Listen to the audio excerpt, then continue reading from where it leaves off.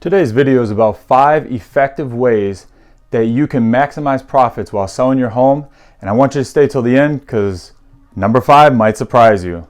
Selling your home can be stressful and time consuming and have lots of obstacles.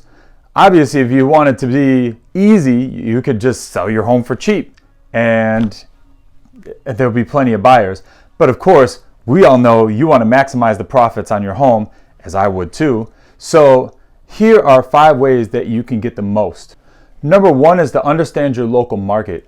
If there's more homes for sale than there are buyers, this is called a buyer's market. There's more supply than demand. So they can kind of think through and choose and pick and be more aggressive with their offers because they know that there's a lot of options out there. So then prices in this type of market tend to fall and market times tend to rise.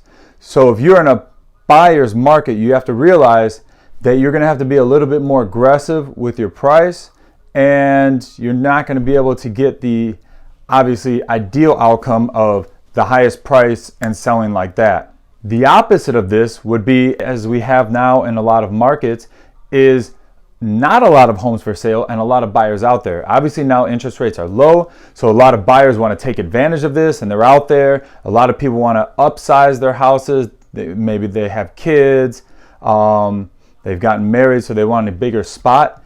So a lot of people are out there looking, but the supply is not as high as it should be. So this would be a seller's market. So this is why home prices have been rising the last few years, because sellers know that there's not a lot of options out there for buyers, so they can be more high with their prices. And you see it in a lot of areas where the prices are getting kind of outrageous. With the help of your real estate agent, who can do a CMA for you, which is called comparative market analysis. This means they can look at all the properties around you, depending on your market. If you're in a more dense city, you probably only want to go around half a mile or less. If you're in a suburb or countryside, you want to go in a broader area, but you want to compare apples to apples. So if you have a 3-bed, 2-bath townhouse, you want to search for the 3-bed, 2-bath townhouses that have sold around you to get an idea of what the market is like. So, I mean, if you see you have a 2,000 square foot 3-bed, 2-bath and a comparable 2,000 3-bed, 2-bath has sold for 200,000, then that's probably what the market is going to get for you.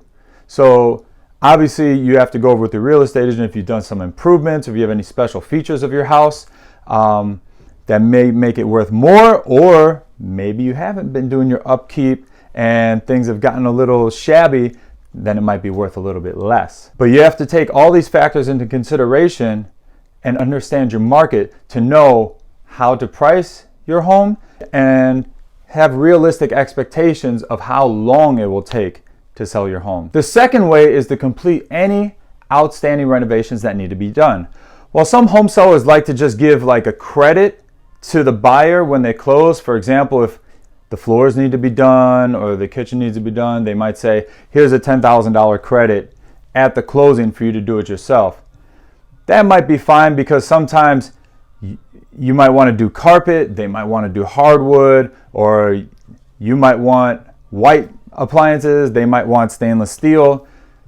That's fine, but anything that needs to be fixed, like a furnace, a leak, any cracking, things like that, things that nobody would like, get these done because eventually they're going to do the home inspection anyway, and it's going to come up. So think about it from the buyer's perspective.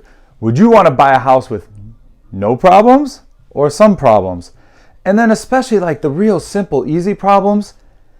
I mean, as a buyer, when you see they can't even change light bulbs or, just basic stuff, clean the house, then you just think like, well, what else is wrong with it? If it has this small problem, yeah, it's a small problem, it's easily fixed.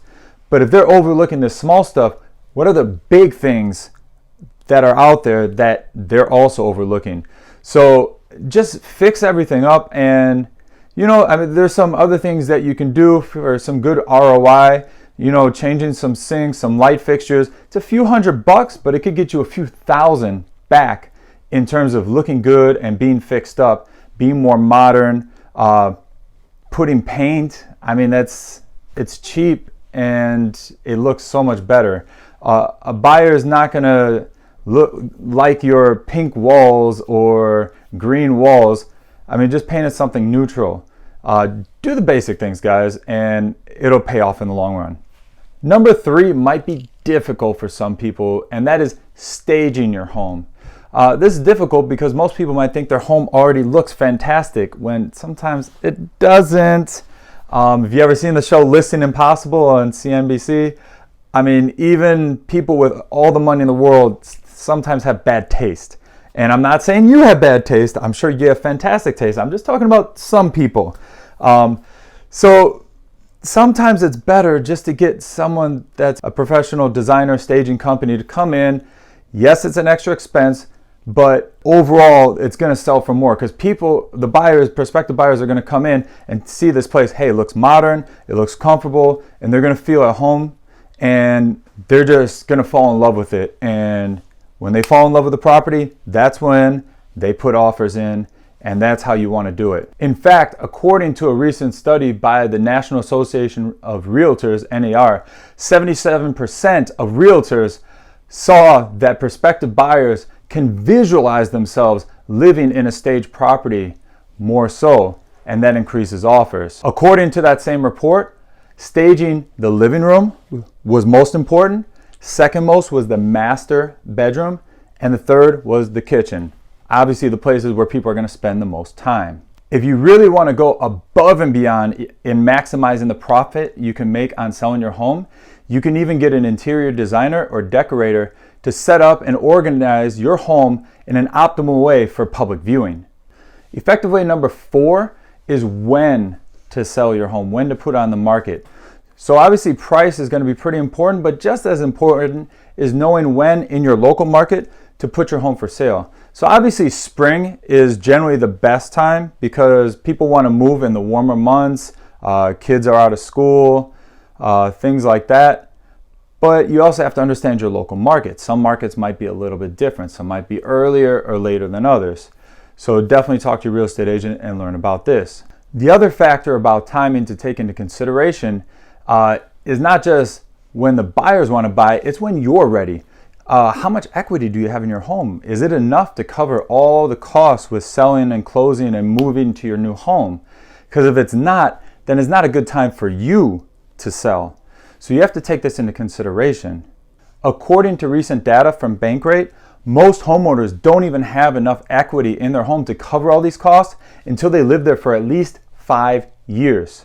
Speaking of number 5, let's get to effective way number 5, and that is how to sell your home. So obviously, as a licensed real estate agent, I'm biased, and I think you should contact a licensed real estate agent to help you with this. But there is the option of going FSBO, FSBO. That means for sale by owner.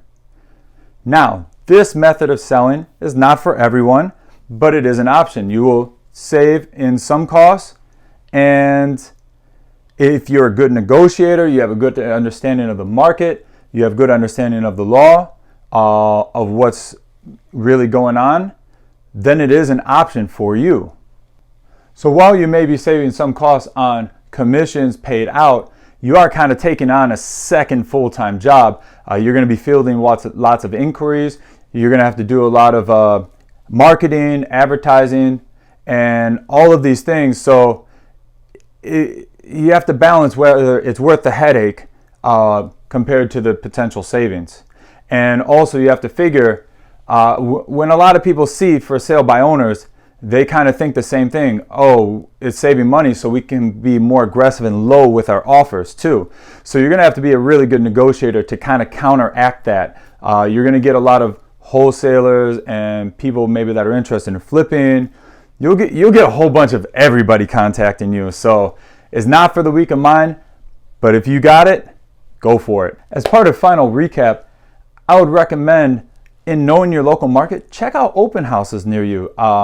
Get your real estate agent to schedule some showings at places that are for sale near you that are like your property. So you can kind of see firsthand, oh, the inside is a little bit nicer, not as nice as mine. It'll give you an idea of, oh, maybe I can do that. Like if you live in a townhouse association or condo association, you can see other condos, hey, they knock down the wall in their kitchen and it really opens up the space and looks so much better and more modern.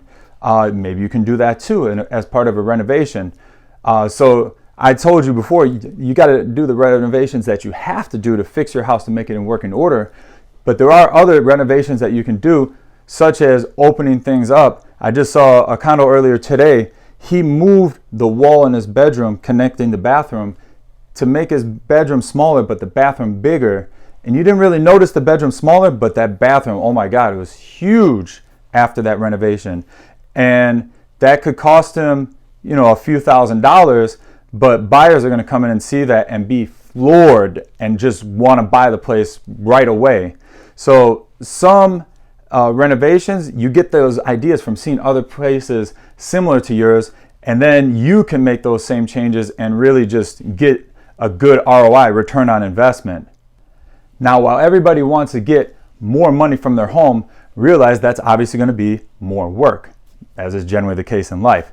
Speaking of which, making these videos takes a lot of work, from the planning, the research, the filming, editing, getting this out to you guys. So please help me help the YouTube algorithm. Please like this video, give it a comment. I mean, any thoughts you have on this video and any future video ideas you have for me, please subscribe, share with your friends and family. I would appreciate it so much. Thank you. And until next time, this is John from Restless Riches.